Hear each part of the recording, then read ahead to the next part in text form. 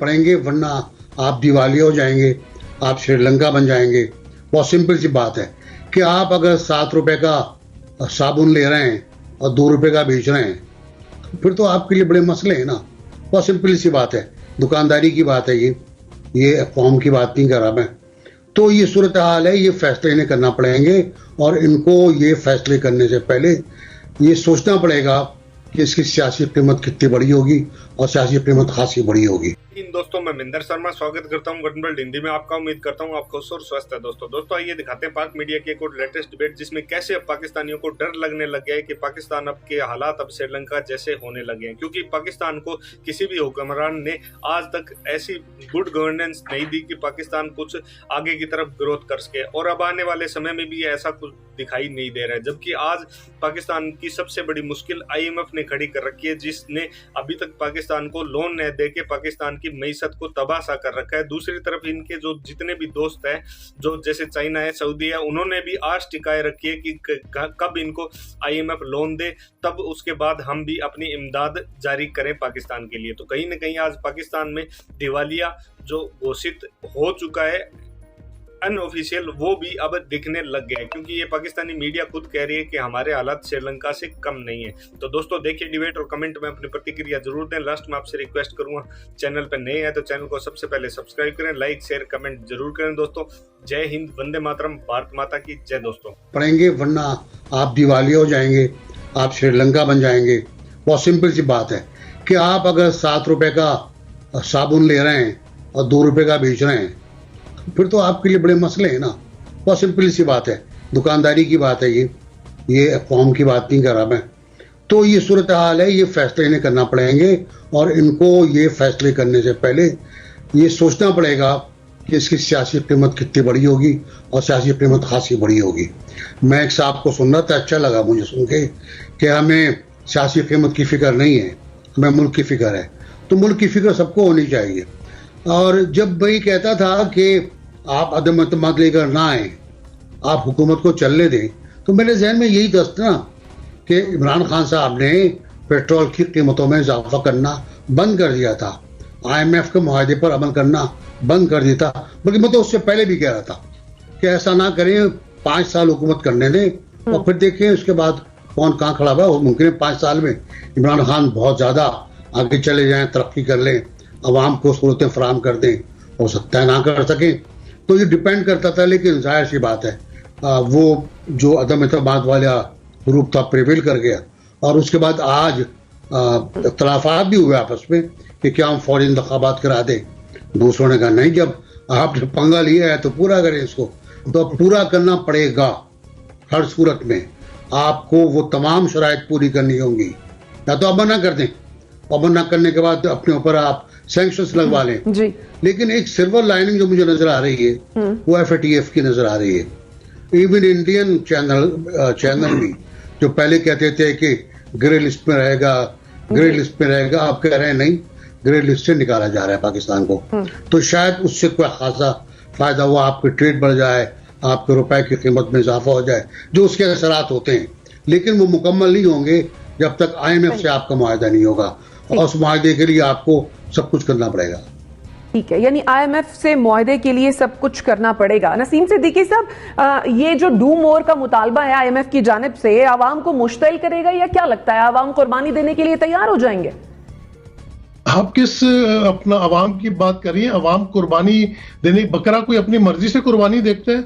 कसाई उसकी जो 2 टांगे एक बंदा पकड़ता है, 2 टांगे एक बंदा पकड़ता है, गर्दन एक मरोड़ता है, एक छुरी चलाता है। बकरे की मर्जी कहाँ होती है कटने के लिए? तो अवाम को अपनी मर्जी से थोड़ी कटते हैं, उनके तो हाथ पैर बांधे जाते हैं, उनको मजबूर कर दिया जाता है।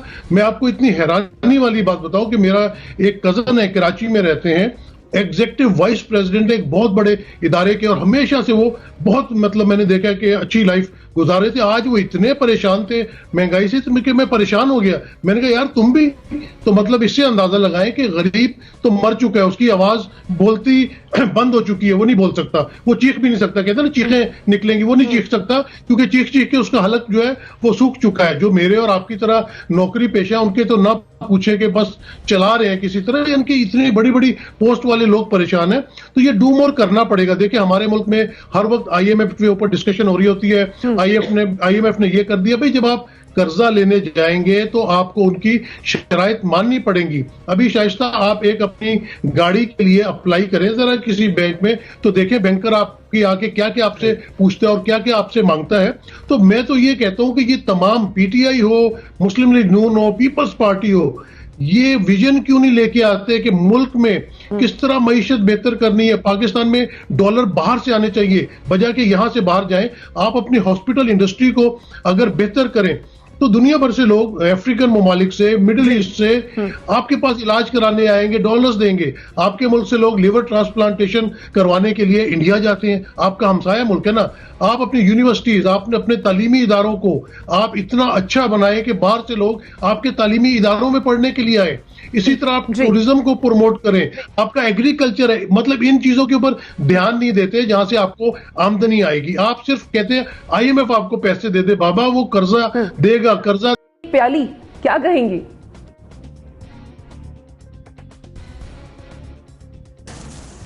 बस फिर खुद भी अपने कैंप ऑफिसेस कम कर दें, प्रोटोकॉल्स कम कर दें, जो बेनिफिट्स लेते हैं सारी इलीट हमारी, उसमें जजेस भी आते हैं, जनरल्स भी आते हैं, ब्यूरोक्रेट्स भी आते हैं, पॉलिटिशियंस भी आते हैं, जो जो पर्क्स एंड प्रिविलेजेस स्टेट से लेते हैं वो लेना बंद कर दें और उसके बाद ये एडवाइस कॉम को दें तो फिर मानी जा सकती है।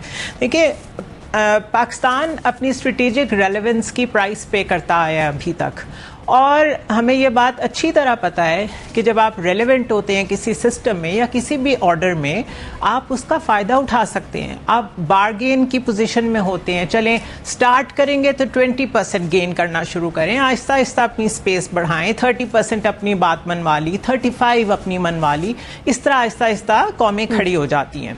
हम क्या करते हैं, हमारी जब भी अमेरिका को या ग्लोबल वर्ल्ड ऑर्डर में किसी भी तरह रेलेवेंस क्रिएट होती है तो हमारे जो अपर टियर पे बैठे हुए लोग हैं वो सारे, चाहे वो वर्ल्ड वॉर ऑन टेरर हो, चाहे वो फ्लड्स के लिए पैसे हों, चाहे वो डिजास्टर मैनेजमेंट के लिए पैसे हों, वो पैसे किसी और की जेब में जाते हैं अपर लेवल पे, नीचे तक तो वो कभी पहुंचते ही नहीं है। जिसको कभी ट्रिकल डाउन इफेक्ट कहा जाता था, उसको मैं रिपल इफेक्ट कहती हूँ, वो तो कभी आया ही नहीं है, ना हॉरिजॉन्टली आया है ना वर्टिकली आया है, क्योंकि हमारी एलीट सब कुछ खा जाती है। इससे ज्यादा सिंपल वर्ड्स और कुछ हो नहीं सकते। अब हो क्या रहा है, आपने पिछले दिनों बहुत शोर सुना होगा कि प्रॉफिट मोहम्मद सल्लल्लाहु अलैहि वसल्लम के बारे में जिस तरह के वर्ड्स एक इंडियन टीवी पे यूज हुए, उसके बाद एक बहुत भौचाल आया और कुछ अरबिक कंट्रीज की तरफ से भी कहा गया कि जी आप माफी मांगे, इसकी मजम्मत करें।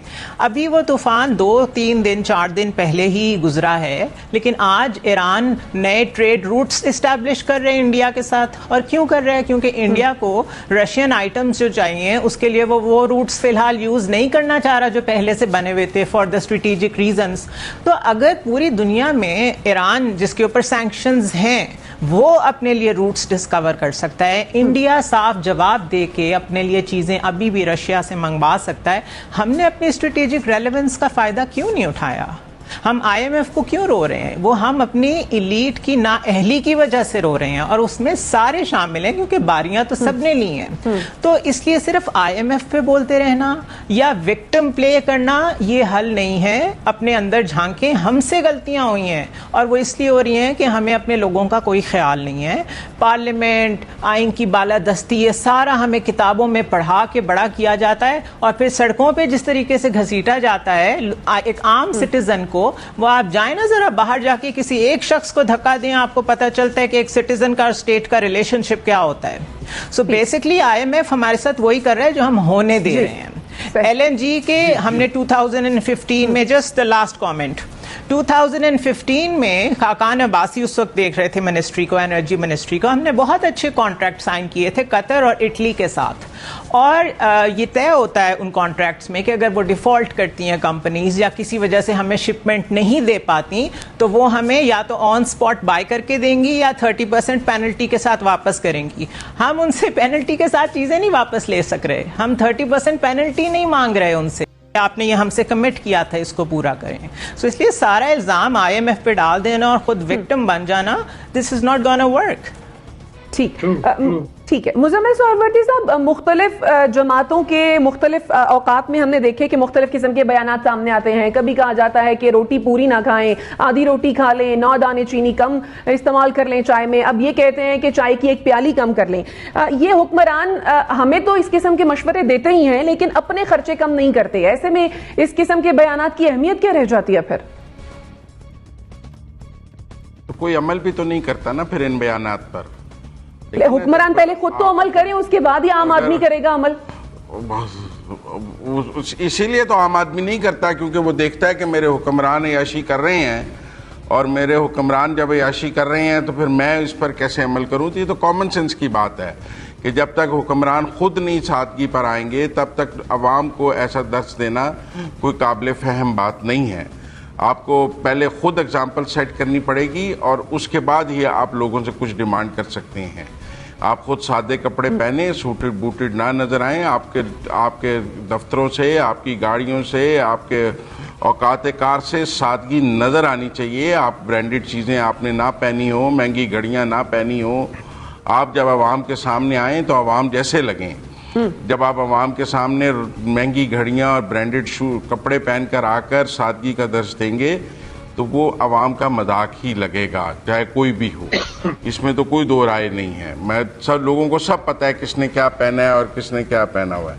लेकिन फिर भी मैं एक बात और यहाँ पर कहना चाहता हूँ कि ये दुरुस्त है कि आज हम कर्जों के जिस गिरदाब में फंसे हुए हैं वहाँ पे अब हमें कहा जा रहा है कि हम श्रीलंका बन सकते हैं। लेकिन जो लोग ये कह रहे हैं कि अगर अदम एतमाद ना लाते तो बेहतर था, मैं समझता हूँ फिर तो श्रीलंका बन जाते ना। फिर श्रीलंका बनने में तो कोई रुकावट नहीं थी, क्योंकि जिस डाउनफॉल पे इमरान खान साहब लेके जा रहे थे हमें और IMF के साथ, नसीम सिद्दीकी साहब बात तो कर लेने दें, बात तो कर लेने दें जी। नसीम साहब को तो ये लगता है कि काफ टूटने में भी शुजात का कसूर है, जो पार्टी प्रेसिडेंट है। परवेज इलाही का कसूर नहीं है, जो पार्टी प्रेसिडेंट नहीं है। ये कल को जब इमरान खान की पार्टी टूटी है तो हम कहते हैं राजा रियाद का कसूर है या इमरान खान का कसूर है? भाई जो पार्टी प्रेसिडेंट है उसके साथ सबने चलना है। जो असूल आप इमरान खान के लिए रखते हैं वो परवेज इलाही के लिए नहीं रखते हैं। लिहाजा नसीम साहब के देखने की अपनी एक नजर है, उसको हम कुछ नहीं कह सकते हैं। आप अपनी बात लेकिन बहरहाल मैं ये समझता हूँ, लेकिन मैं ये कहना चाहता हूं कि हमने 70 साल में जितने कर्जे लिए, इन 4 सालों में उसका 76% लिया और कौम को क्या दिया? लंगर खाने। 1 ईंट लगी है 4 सालों में लंगर खाने।